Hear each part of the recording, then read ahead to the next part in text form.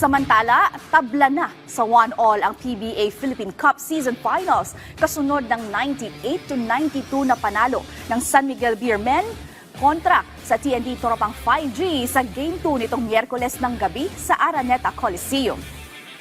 Yan ang ulat ni teammate Daryl Clares.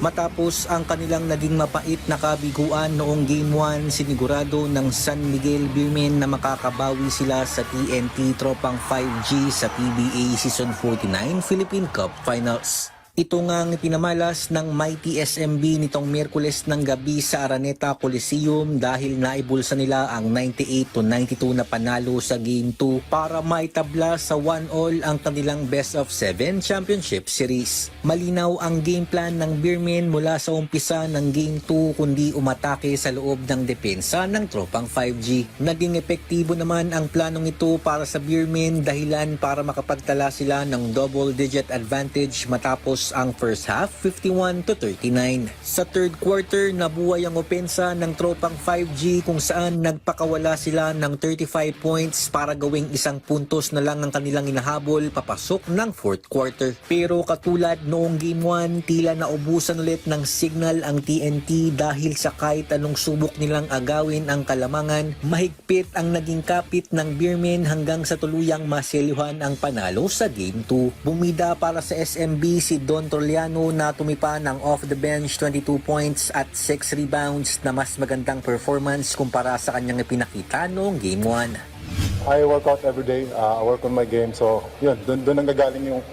confidence ko kasi wino-workout ko naman siya. And yun, kahit mag-miss ako ng 0 out of 20, I'm still gonna shoot, diba? Whatever happened, I'm there inside, nagtiwala sa akin si coach, so yeah, kailangan ko lang sa clear.